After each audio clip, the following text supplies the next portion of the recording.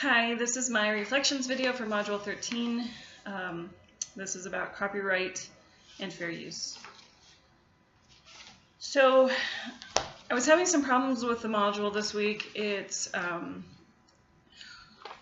just kept freezing up on me, and when I would go to the next page, it seemed to get slower and slower. So I was having some trouble getting through it, the first section of the reading part of it. But I did kind of I went online and just kind of did some searching on my own just to try to fill in the blanks maybe as to what I was missing. So I'll kind of combine both these pieces of information. The questions ask, what surprised you most as breaking copyright laws or not meeting fair use criteria?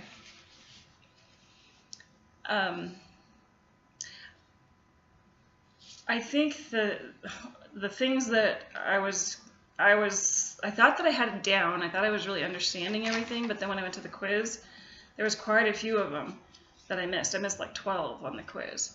I wasn't sure what I was quite missing, but I think of those 12 that I got wrong, they were erring on the side of being too careful.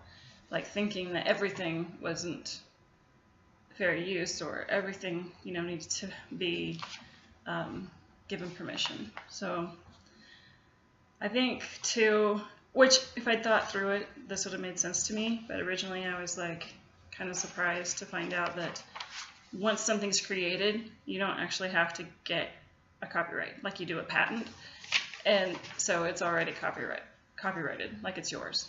So that's kind of cool, actually, because to me that just means that people would, they wouldn't hesitate to write a book or to, start writing a book or write a poem or create something that it's theirs and they don't have to do anything to keep people from stealing it. So that was one thing that I guess I kind of knew it, but I didn't think through it before. Number 2, what examples have you experienced where educators have broken copyright laws or fair use policies? I think too, I'm still not entirely clear on this, and I'm not positive that these instructors didn't go about it the right way, because it's not like they confide this in me, but I do remember having teachers show entire movies in class, and if they hadn't asked for permission and this was something that they did all the time, I would think that that would be against copyright laws, just because then, what interest is there for teenagers to watch a movie that's years old or even decades old? Maybe if they had just shown a little snippet of it and then we had to rent it to see the rest, that might have been one thing, but to show the entire movie and they show it to class after class, year after year, that to me seems like it's breaking copyright laws. But I don't know for sure that they didn't get permission, so maybe they had permission. Also, one of the questions on the test was talking about, like Bill Nye the Science Guy, and an episode that they would show year after year of his, and it seems like the same thing to me. But I got the question wrong by thinking that they did have to have permission in order to use it. So I do think I'm erring on the side of being too careful. So the second part of question 2 says, is it really that big of a deal? And in part of the module, the lit module that I was reading through, it was talking about this instructor that had a student in their class whose parent, one of their parents, was the producer or director of the film that he was showing in class, and there was an ensuing lawsuit. So I guess, yes, it can be that big of a deal. You can get sued as a teacher, and your school can also get sued. How did you score on the fair use quiz? I missed 12. And what questions surprised you? I think I've already covered that. They all were kind of surprising to me. There was some about a student using Frank Lloyd Wright's images. And Frank Lloyd Wright, if you're not aware, was an architect who was pretty famous.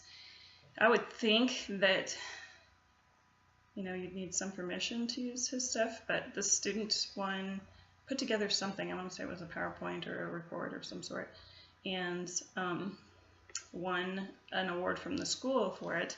And then later the teacher showed it at some sort of conference to show, hey, what the student did. It was amazing. And I really thought that both of them, or at least one of them, would have been not fair use, but neither one was. So I missed quite a few on the test. But some of the other things that I was reading about were just really interesting to learn about. One website that I had gone to just to gather some information because I was having so much trouble with the lit module was saying that a lot of, like, the courts don't necessarily have this cut and dried. It's not black and white. It's on a case-by-case basis, and they did this on purpose because they didn't want to hinder anyone's ability to create, but they also didn't want to hinder anyone else's ability to maybe add to that creation or to comment on it or make a parody of it or do something on their own where they used a portion of it. And so it's very subjective to whatever the judge might think. But this person who'd put up this website was talking about a lot of this depends on the amount and sustainability of the portion used. So the more that you use of a person's original work, then the less fair use laws apply to it, because if you're taking the essence of it, if you're taking the whole thing, that's more than a reasonable expectation for you to use the original of it. But then he went on to say, well, and he said, because you're using the essence of it or the heart of what the work was in the first place, you're limiting the ability for the author to have economic gain from their art that they created. And so that's considered less fair, and the less the fair use law would apply. And then he was talking about the effect on the potential market for the work, again, the economic gain. And he's like, you know, it's okay to take a portion of their work and to kind of make it different, like build on this idea and add something to it or change it in some way. And the more that it differs from the original work, the less that you're infringing on the original author. The less likely it appeals to the exact same audience, but possibly if it still appeals to the same audience, you might have you might be more infringing on that person, that author. And then again with is this a new work? Did you do something more? Because if this doesn't contain anything original of yours, then again you're infringing more on the author. So he was putting a lot of emphasis on the brevity of, you know, how much compared to the entire work, how much of it did you actually use, and the spontaneity. So was this just a spur of the moment, and I'm, you know, using this in one single class, or is this something that I've built into my lesson plan and I'm using every single year, in which case that you probably want to err on the side of caution and get permission. So those were the three things that he was really stressing. Was you always want to credit the source, but again, that doesn't necessarily cover you, but still should be done. You need to find out if the author provides any information on how they want this, or how they will allow this work to be used. So if they say, I'll allow this work to be used in the educational setting, but otherwise you need permission from the author, or if you always need permission from the author, a lot of times they'll have that information, say at the end of their website or written somewhere if it's a written work. And then whenever it's feasible, you may as well just get permission. That way you know you're covered.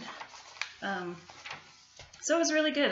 I enjoyed the chapter, even though I think now I'm even more cautious than I was beforehand, just thinking it'd just be better if we have permission. So that's all I got.